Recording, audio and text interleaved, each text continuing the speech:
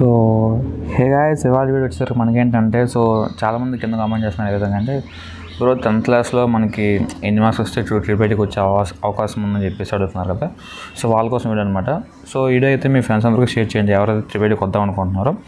So నేనైతే ఈ వీడియోకి మెయిన్గా 200 లైక్స్ ఎక్స్పెక్ట్ చేస్తాను. సో ప్రతి ఒక్కరికి లైక్ బటన్ అయితే ప్రెస్ చేయండి, ఓకేనా. సో ఫస్ట్ మన టాపిక్లోకి వెళ్ళిపోదాం. సో ఏంటంటే బ్రో, మీకు 10th మంచి మార్క్స్ రావాలంటే కొన్ని టిప్స్ ఉంటాయి.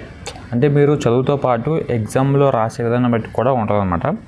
సో ఈ వీడియో మనం ఏంటంటే ఎగ్జామ్ ఎట్లా రాయాలని చెప్పేసి మీకు ఏదో ఒక క్లియర్గా ఇన్ఫో ఇస్తున్నా, ఓకేనా. సో దాన్ని నేను నెక్స్ట్ వీడియో ఏంటంటే ఎట్లా చదవాలని చెప్పేసి నెక్స్ట్ వీడియో ఉంటుంది. ఈ వీడియో వరకు జస్ట్ ఓవర్ ఎగ్జామ్, ఓకేనా. సో ఫస్ట్ మీకు ఎగ్జామ్ వెళ్ళిన తర్వాత పేపర్ అలా ఉంటుంది కదా. సో ఈ పేపర్, సో చాలామంది ఏం చేస్తారంటే పేపర్ ఇవ్వగానే డైరెక్ట్గా రాస్తారు ఆన్సర్లు. సో అట్లా కాకుండా సో ఫస్ట్ సైడ్ బార్డర్స్ అంతా తెలిసిందే కదా. సో స్కేల్తో చుట్టూరు బార్డర్స్ అయితే కొట్టేసుకోండి. అది ఫస్ట్ అందరు చేసే టిప్. సో నెక్స్ట్ మీరు ఏం చేస్తారంటే, మేము లైన్ వైజ్ కింద రాయాలి అంటే 1 2 3 4 అలాగే రాయాలని చెప్పేసి అలానే రాస్తుంటారు. That's not correct way. So అలా రాస్తే ఏమవుతుందంటే క్వశ్చన్ మీకు రావచ్చు, ఈ క్వశ్చన్ మీకు రాకపోవచ్చు. అప్పుడు మిస్టేక్ అయితే చూసే వాళ్ళకి కూడా కొంచెం ఇబ్బందిగా ఉంటుంది. సో ఫస్ట్ మీరు ఏం చేస్తారంటే, ఏదైనా సరే మ్యాథ్స్ కానీ ఫిజిక్స్ కానీ సంథింగ్ ఏదైనా అవనివ్వండి, ఫస్ట్ మీకు ఏ క్వశ్చన్ అయితే బాగా వస్తుందో దాన్ని ముందు రైటింగ్ ప్రిఫర్ చేయండి, ఓకేనా. సో ఫస్ట్ మీకు అది ఫస్ట్ రాసే క్వశ్చన్ లాస్ట్ క్వశ్చన్ అవ్వచ్చు, మిడిల్ క్వశ్చన్ అవ్వచ్చు, ఏదైనా అవ్వచ్చు. ఫస్ట్ మీకు ఒక ఆర్డర్ పెట్టుకోండి. ఏవైతే ఫస్ట్ వచ్చిన క్వశ్చన్లు ఉన్నాయో అవి ముందు రాసేయండి, ఓకేనా. వచ్చిన క్వశ్చన్లు ముందు రాయండి, రాని క్వశ్చన్లో లాస్ట్లో రాయండి. సో దానివల్ల ఏం జరుగుతుందంటే మనకి ఫస్ట్ పాయింట్, ఫస్ట్ చూసే వాళ్ళకి ఏం జరుగుతుందంటే, ఓకే ఫస్ట్లో అంత బాగానే ఉంటే లాస్ట్లో కూడా బాగానే రాసి ఉంటాడని చెప్పేసి ఆ ఫ్లోలో వెళ్ళిపోయిద్ది. లేదు మీరు ఫస్ట్లోనే కొంచెం తప్పులుకుంటే ఓకే నెక్స్ట్ కూడా తప్పులు చేసి ఉంటామని చెప్పేసి వాళ్ళు కొంచెం డీప్గా చెక్ చేస్తారు. సో దీనివల్ల కూడా మనకు మార్క్స్ పోయే అవకాశం ఉంది, ఓకేనా. సో ఇది సెకండ్ పాయింట్.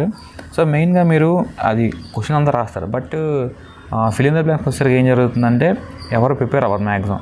సో మీకంటే ఒక సింపుల్గా ఒక చెప్తున్నా, ఎట్లా అంటే మీరు టెక్స్ట్ బుక్ చదువుతారు కదా. సో మ్యాక్సిమం ఎవరు గైడ్స్ ప్రిఫర్ చేయొద్దు. అంటే స్టడీ మెటీరియల్ కాకుండా టెక్స్ట్ బుక్ టాపిక్స్ చదువుకుంటే మీకు కొంచెం హెల్ప్ అయ్యిద్ది.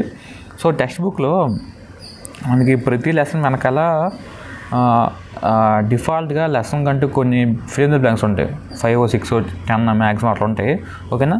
సో ఆ ఫిల్ ఇన్ ద బ్లాంక్స్ అయితే కన్ఫర్మ్ చూసుకోండి. సో అవి చూడడం వల్ల ఏం జరుగుతుందంటే మ్యాక్సిమం దాని నుంచి ఇచ్చే అవకాశం ఎక్కువ ఉంది కంపేర్ టు స్టడీ మెటీరియల్తో పోల్చుకుంటే. దాని నుంచి ఇచ్చే అవకాశం ఎక్కువ ఉంది. స్టడీ మెటీరియల్ వస్తాయి, అది secondary part, but first prefer చేసిన తర్వాత అటు వెళ్తారనమాట. అర్థమైందా. సో ఇవన్నమాట మెయిన్గా మనకి 3 పాయింట్స్ మీరు గుర్తుపెట్టుకోవాల్సింది, ఓకేనా.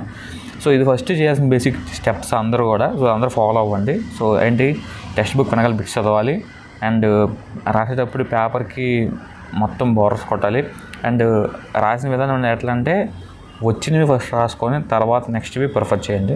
సో చేయడం వల్ల ఏంటంటే మీకు మంచి మార్క్స్ వచ్చే అవకాశం ఉంది, ఓకేనా. సో మనం ఇది అన్నమాట వీడియో. సో నెక్స్ట్ వీడియో ఏంటంటే ఎలా చదవాలి, ఏ ప్యాటర్న్లు చదవాలి, ఎలా చదివితే మనకి ఎక్కువ స్కోర్ ఇచ్చే అవకాశం ఉందని చెప్పేసి నెక్స్ట్ చెప్తున్న వీడియోలో.